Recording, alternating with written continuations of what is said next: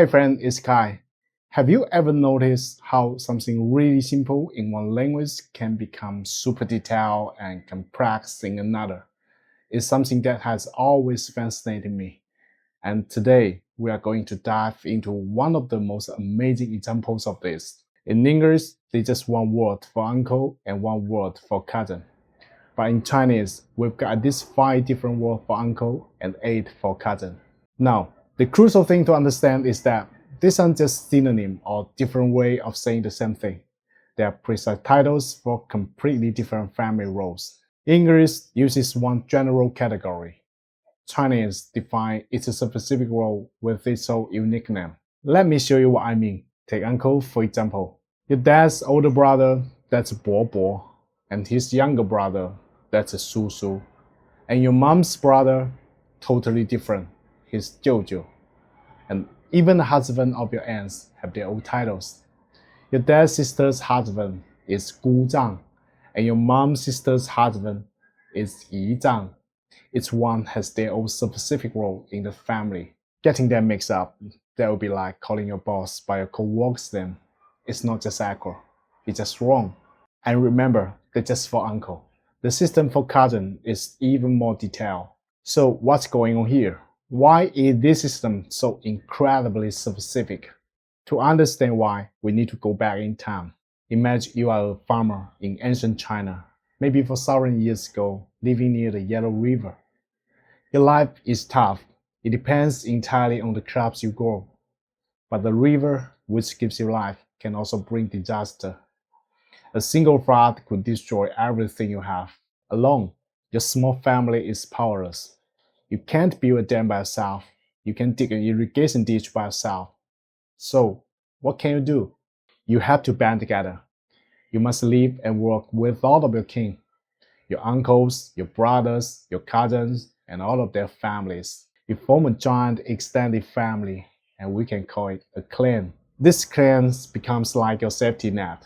When disaster comes, they have got your back. Sticking together in this massive family group isn't just a nice tradition. It's a survival strategy. It's the only way to make it. Okay, so they had to live in this huge family group to survive. That makes sense. But now you have a new problem. How do you manage hundreds of people living and working together without it turning into total chaos? Well, the answer was to get organized. This family fortress, this clan began to operate like a massive corporation. And to make sure everyone knew their role in the corporation, they created a system. All those complicated kinship terms were not just names.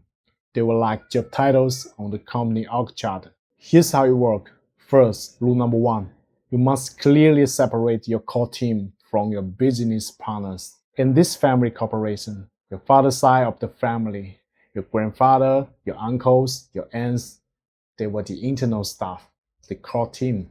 The family name, the land, the property, it all stayed with them. But your mother's side of the family, her parents, her brothers, her sisters, they were considered external partners. Very important, very close, but not part of the core company. And this is why your dad's brother and your mom's brother need completely different titles. One is an insider, one is an outsider. The name itself tells you who is who. Second, rule number two, you must know your rank and your position. In this system, your generation determines your rank. Grandparents were like the board of directors. In your parents' generation were the senior manager. And you were like a junior associate. And even within the same rank, age matter. Your father's older brother was called Bo Bo. He was a more senior manager. And your father's younger brother was called Su Su. He was a more junior manager. Your title for them immediately showed their status in relation to your father. So you see, these complex terms are actually a very logical social GPS. By saying a single word, you instantly signal your exact position and the other persons inside this giant family structure. It's a map of relationship and power. This system was brilliant for survival and organization. But then, two major things happened that didn't just preserve this system, but power it up and lock it in place for thousands of years. First, it got a software upgrade. This is where the philosophy of Confucianism comes in. Philosophers like Confucius look at this practical family system and saw something beautiful. They said this family hierarchy, this order, wasn't just useful for farming.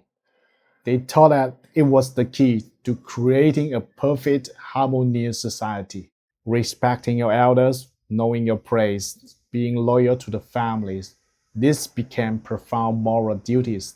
Confucianism took a practical blueprint for survival and turned it into a sacred moral code. Second, the system got its most powerful supporter, the emperor.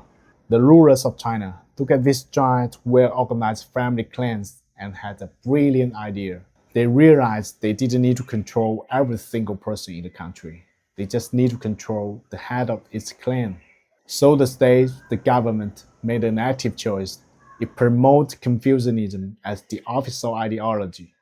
It passed laws that protect the clan structure. It created a perfect alliance. The emperor controlled the clan leaders, and the clan leaders, in turn, controlled their families. It was the ultimate system for social stability. So let's fast forward to today. The ancient empires are gone, and most people aren't farmers anymore. But the operating system, the social software, is still running in the background. It's embedded in the language. When millions of people in China travel home for Chinese New Year, this ancient social map comes alive. Picture the wonderful chaos of family gatherings, a sea of faces many you haven't seen since last year. And in the midst of it all, you see a classic scene play out over and over. A parent gently nods their child forward, whispering a reminder in their ear, not just to say hi, but to perform a small yet deeply important social ritual, addressing each relative with their precise formal titles as a fundamental sign of respect. And to be honest, even many young Chinese people today get confused by all the terms. It's become such a common problem that there's even an app for that, the Kinship calculator, just to help people figure out what to call their relative during the family gathering. And this confusion isn't just because the system is old, it's because the very word that created it is fading away. The large chronic clan has been widely replaced by small nuclear families living in cities.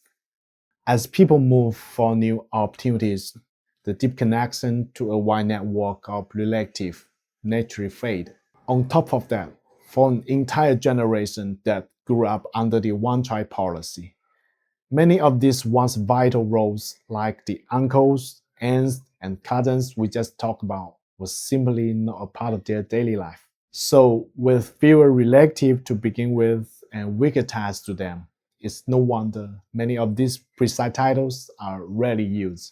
But the formal system, the code, still exists. And this living system shows up in those small everyday moments, which is why your Chinese friends might pause for a second when you ask about their cousins. They have to figure out if it's a cousin from an internal staff or from the partner side of the family, whether they're older or younger, and whether they're male or female. They are accessing a mental map that was first created for survival thousands of years ago. So let's recap the story. What started as a simple survival strategy for ancient farmers grew into the organizational blueprint for a society. That blueprint was then upgraded into a profound moral philosophy and was finally locked in place by imperial power. The complex Chinese kinship system is so much more than just a list of names. It's a living piece of history. It's like a fossil record of an entire civilization's journey, its struggles, its solutions, and its values, all compressed into a single word.